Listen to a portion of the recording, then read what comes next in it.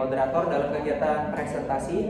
Kami dari kelompok PPL SMP Negeri 1 Unatar dengan anggota kelompok pertama ada Saudara Syifa Nur Aziza, kedua ada Fahri Triarfiki, ketiga ada Vivi Afifah Babil, dan keempat ada Saudara Galo Anggreni.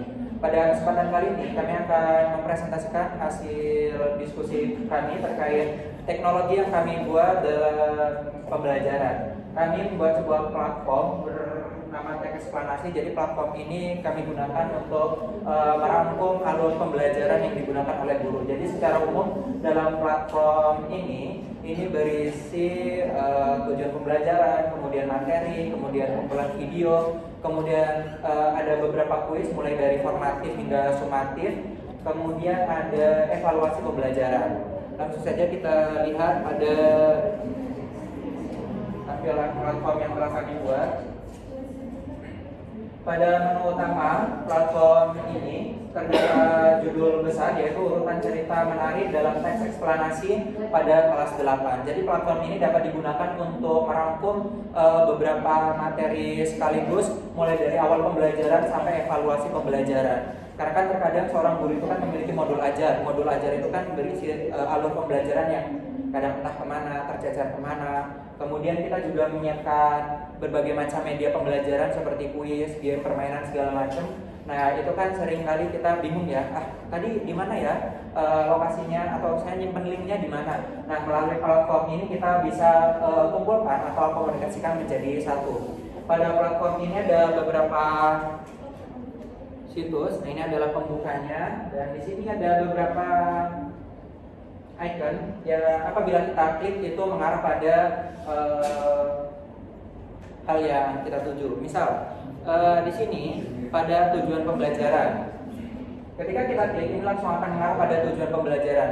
Tujuan pembelajaran ini bisa kita sesuaikan dengan tujuan yang telah kita buat pada modul ajar, yaitu di sini peserta didik memahami teks eksplanasi dengan mengidentifikasi struktur dan kaidah pembahasan secara tepat, dan peserta didik menganalisis teks eksplanasi dengan menjelaskan keterkaitan antara struktur dan kaidah pembahasan dalam teks. Nah, di platform ini dapat diakses oleh siapa saja termasuk guru dan juga peserta didik. Dan pada bagian bawah di sini sudah tertera siapa saja yang membuat, saya, Syifa, Fahri, Vivi, dan juga Galo. Apabila kita klik pada bagian tujuan, maka ini akan kembali pada beranda awal.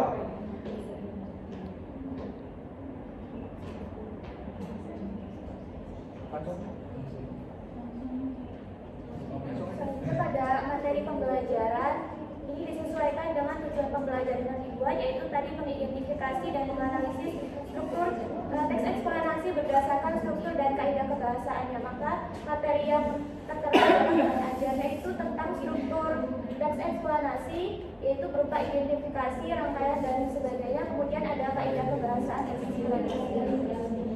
Mungkin itu saja, saya kembalikan ke moderator. Kemudian kalau kita untuk kembali pada menu awal, kita cukup klik pada bagian materi. Nah ini langsung bisa kembali ke menu awal, atau kita bisa klik pada bagian yang atas ini. Setelah materi di sini ada video 1. Nah, pada video ini, jadi kita tidak hanya menampilkan teks pembelajaran atau materinya berupa teks saja, kita juga bisa menampilkan video pembelajaran. Jadi peserta didik ini dapat menonton video pembelajaran tentang teks eksplanasi. Dan ketika kita putar, maka ini langsung muncul materi teks eksplanasinya. Di video kali ini kita akan mempelajari teks eksplanasi. Sebelum nonton video ini, jangan lupa subscribe. Ini kita bisa menggunakan tautan YouTube mana saja ya.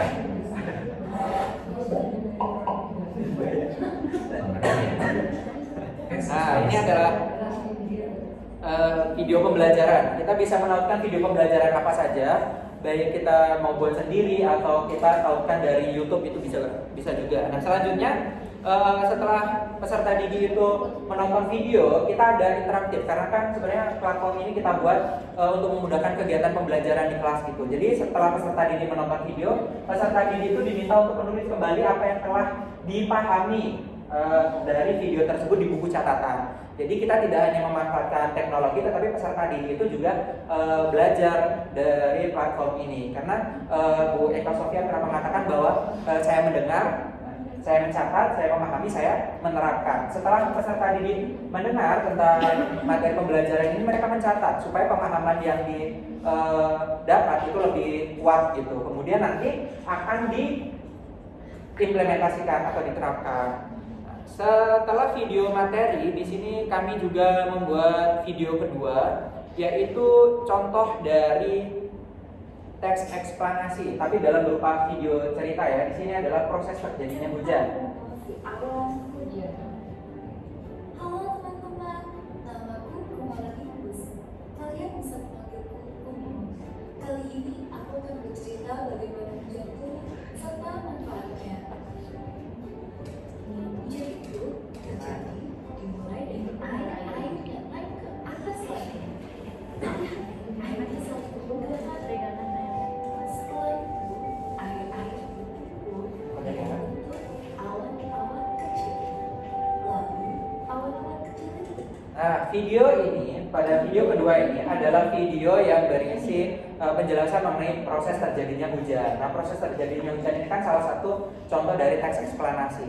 Setelah peserta didik tadi mencatat materi tentang teks eksplanasi, nah peserta didik itu diminta untuk menulis kembali proses terjadinya hujan dalam buku catatan. Jadi secara tidak langsung peserta didik sudah belajar menulis sebuah teks eksplanasi.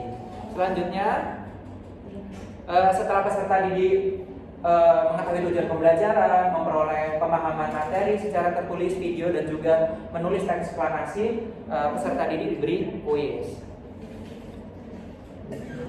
Baik, yang pertama yaitu kamu memilih kuis sebagai penunjang pembelajaran ini. Pada kuis kami menyiapkan kuis yang berisikan mengenai struktur dari teks eksplorasi. Kemudian peserta didik akan mengakses kuis tersebut.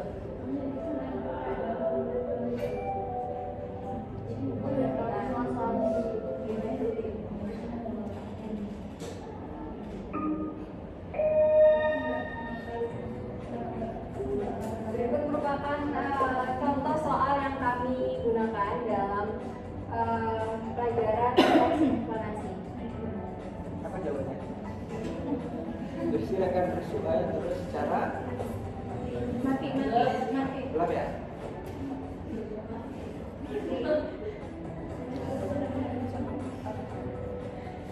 Nah, dalam penggunaan kuis ini kami memunculkan ketika jawaban peserta menjawab salah ataupun benar, akan muncul penjelasan mengenai jawaban yang benar. Baik. Nah, ini ada beberapa soal bisa disesuaikan aja. Ini tidak hanya kuis saja, bisa media apa saja dimasukkan ke dalam platform yang kami buat. Selanjutnya pada platform satu ini kan, pada kuis satu ini kan tentang struktur dari teks eksplanasi. Tujuan pembelajaran tadi kan tidak hanya struktur, tapi juga kaidah kebahasaan. Nah, kaidah kebahasaannya bisa dibuat di kuis 2. Nah, kemudian untuk di dalam platform ini kami juga menyediakan kuis 2 mengenai kebahasaan teks eksplanasi. Di sini kami menggunakan Wordwall. Jadi kami memilih aplikasi ini karena menurut kami ini dapat meningkatkan daya tarik dari peserta didik. Pada kuis ini kami memilih jenis kuis yang berisi 20 soal mengenai kebahasaan teks eksplanasi. Sebenarnya di sini bisa dikasih waktu, tapi harus menggunakan yang premium. Jadi ini nggak pakai waktu. Jadi peserta didik bisa memilih bentuk soalnya. Soalnya sama tapi tampilannya bisa berbeda-beda sesuai dengan kesukaan dari peserta didik. Kan tadi ada yang berupa soal, kemudian ada yang quiz show, ada yang open the box, ada spin the wheel, ada anagram.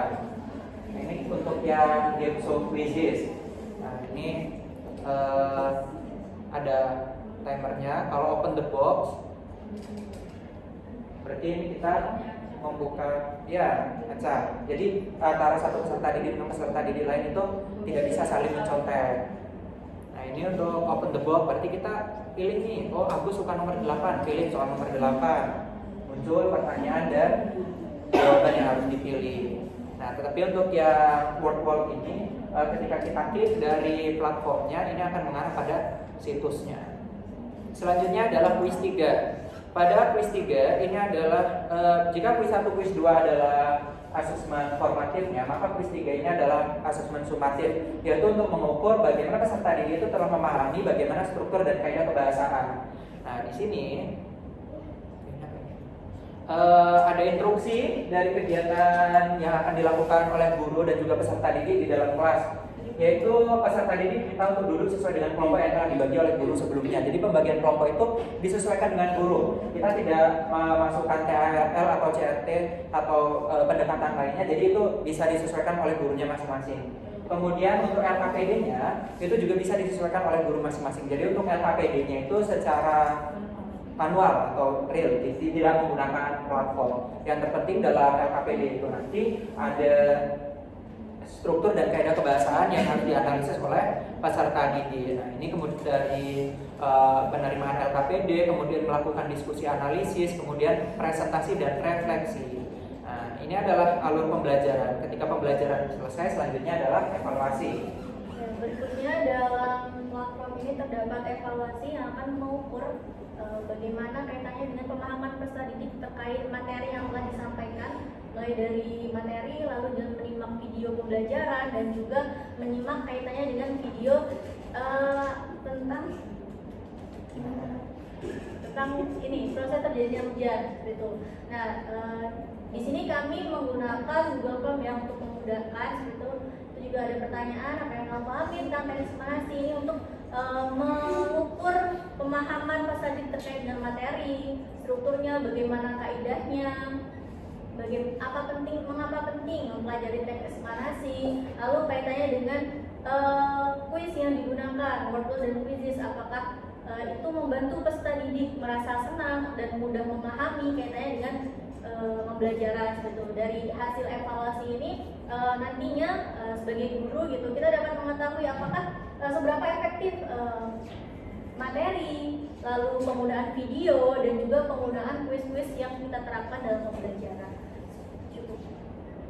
Nah, setelah itu bisa dikirim dan dijadikan sebagai bahan evaluasi. Nah, itu adalah alur pembelajaran atau serangkaian pembelajaran yang dijadikan dalam satu platform. Platform ini sebenarnya juga bisa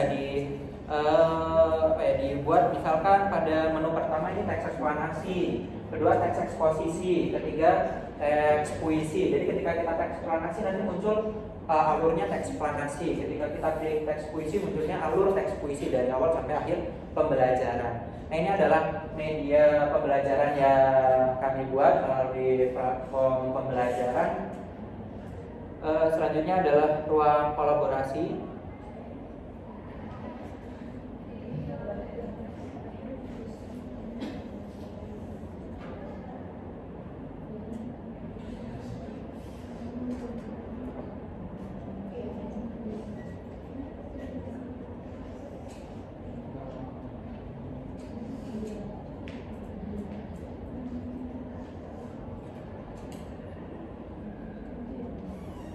Nah, ini adalah ruang kolaborasi tentang teknologi baru dalam pengajaran dan pembelajarannya telah kami buat. Untuk bagian pertama, yaitu video pembelajarannya kami analisis akan disampaikan oleh Saudara Galuh. Pada Saudara Galuh, saya silakan.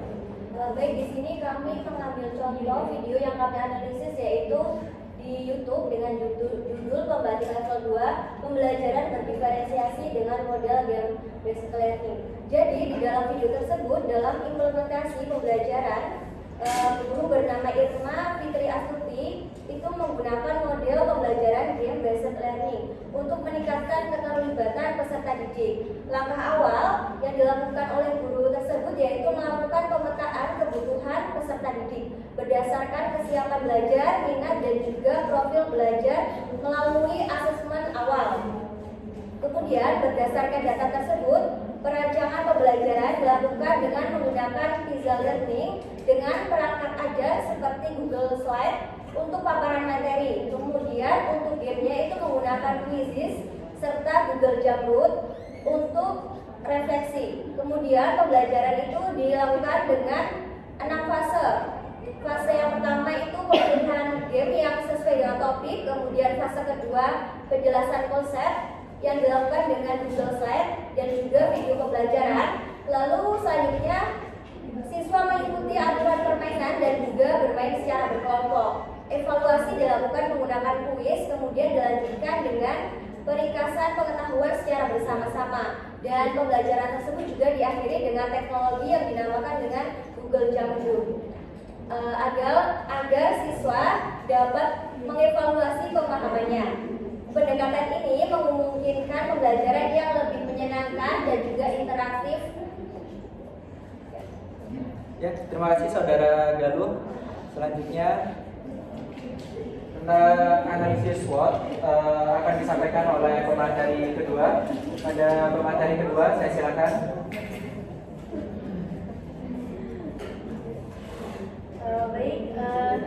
Selanjutnya berkaitan dengan analisis SWOT, pengintegrasian teknologi dan media dalam pembelajarannya. Pada bagian kekuatan, nah dari hasil analisis video yang telah kami gunakan itu terdapat beberapa kekuatan, yaitu penggunaan game based learning meningkatkan motivasi dan keterlibatan siswa dalam pembelajaran. Selanjutnya, diferensiasi pembelajaran yang terdapat pada video memungkinkan pemenuhan kebutuhan belajar peserta sesuai dengan kesiapan, minat, dan profil belajar mereka. Berikutnya terkait manfaat teknologi seperti Google Slide, Quizzes, dan Google Jamroom, memperkaya variasi sumber belajar dan memfasilitasi refleksi pembelajaran. Lalu berikutnya model pembelajaran berbasis game, visual learning, untuk memudahkan siswa memahami konsep melalui pengalaman bermain. Terima kasih Saudara Syifa atas materi yang disampaikan. Untuk materi selanjutnya, saya silakan pada pemateri. Baik, selanjutnya yaitu faktor dalam mengenai mengapa dalam mencapai tujuan, yaitu ada kelemahan. Yang pertama yaitu membutuhkan kesiapan dan keterampilan guru dalam mengelola pembelajaran berbasis teknologi.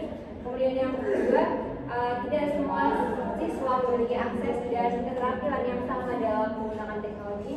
Kemudian yang ketiga yaitu membutuhkan waktu tambahan dalam persiapan, peralatan ajar, dan asesmen yang sesuai dengan belajar berdifferensiasi. Kemudian yang selanjutnya yaitu faktor dari luar yang membantu dalam mencapai tujuan. Yang pertama itu ada peluang, yang kemudian pemerintah dan lembaga pendidikan semakin mendorong digitalisasi pembelajaran dan penggunaan teknologi dalam kelas. Selanjutnya yaitu ketersediaan berbagai platform pembelajaran daring yang bisa dimanfaatkan secara gratis atau berbayar. Kemudian yang selanjutnya adanya dukungan dari komunitas guru atau pelatihan profesional dalam penggunaan teknologi untuk pembelajaran berdiferensiasi. Peluang yang terakhir yaitu teknologi dapat membantu pembelajaran menjadi lebih fleksibel baik untuk pembelajaran tatap muka maupun belajar daring. Terima kasih, saya kembalikan ke saudara. Baik, terima kasih Saudara Kori. Selanjutnya tentang ancaman akan disampaikan oleh pemateri keempat. Pada pemateri, saya silakan. Baik, selanjutnya yaitu threats atau ancaman. Yang pertama, ketimpangan akses terhadap perangkat dan internet. Yang kedua, potensi gangguan atau distraksi dari penggunaan perangkat digital di luar konteks pembelajaran. Kemudian tantangan dalam memastikan bahwa semua siswa tetap aktif dan terlibat selama pembelajaran. Dan yang keempat, kurangnya kebijakan atau regulasi yang jelas mengenai penggunaan teknologi dan media dalam pembelajaran di sekolah dasar. Selanjutnya itu ada tabel checklist ketersediaan analisis ini dari aspek yang pertama, jenis teknologi yang digunakan hingga ke-6, berupa ancaman dan tantangan, semuanya telah memenuhi ketersediaan. Jadi itu saja, saya kembalikan ke moderator. Baik, terima kasih Saudara Vivi atas materinya. Jadi dapat disimpulkan bahwa pengintegrasian teknologi dan media dalam pembelajaran khususnya melalui game-based learning itu memiliki potensi yang cukup bagus dan juga cukup besar untuk meningkatkan efektivitas pembelajaran berdiferensiasi. Nah, kemudian pengimplementasian itu, tetapi keberhasilan pengimplementasiannya itu sangat bergantung pada beberapa aspek. Salah satunya itu ada kesiapan guru, kemudian akses siswa terhadap teknologi, serta dukungan infrastruktur dan kebijakan pendidikan yang mendukung pembelajaran digital di sekolah masing-masing. Demikian presentasi dari kelompok kami terkait ruang kolaborasi dan juga platform media yang kami sampaikan. Selanjutnya kami beri kesempatan bagi rekan-rekan yang memberikan tanggapan. Saya silakan. Ya, terima kasih Saudara Agus, saya silakan. Terima kasih Profesor. Saya mewakilkan kelompok saya sendiri kelompok ini ingin memberikan tanggapan terhadap media yang sudah dibuat oleh kelompok. Saya sangat mengapresiasi apa yang sudah dibuat. Sangat bagus ya menurut saya, karena kamu itu membuat hal yang serupa ya, atau dasarnya hampir sama, lebih kurang gitu. Pengembangannya cukup bagus gitu, karena ada fitur-fitur yang semua game atau semua aplikasi itu bisa diintegrasikan di dalam tadi ya. Betul. Nah, di dalam aplikasi tadi yang buat tadi pun dengan kelompok kami juga membuat hal yang hampir serupa ya, tergantung bagaimana kita mengelolanya gitu. Jadi nanti kelompok kami tidak perlu berpanjang-panjang untuk menjelaskan web yang sudah kami buat ya. Saya kembalikan ke moderator. Terima kasih. Baik, terima kasih Saudara Agus atas tanggapan yang disampaikan bahwa kelompok kalian juga membuat hal yang serupa dengan kami. Bagi rekan-rekan yang lain, ada yang memberikan tanggapan? Baik, cukup. Demikian tadi pemaparan dari kelompok kami. Kami mohon maaf atas segala kekurangan. Kami akhiri. Wassalamualaikum warahmatullahi wabarakatuh.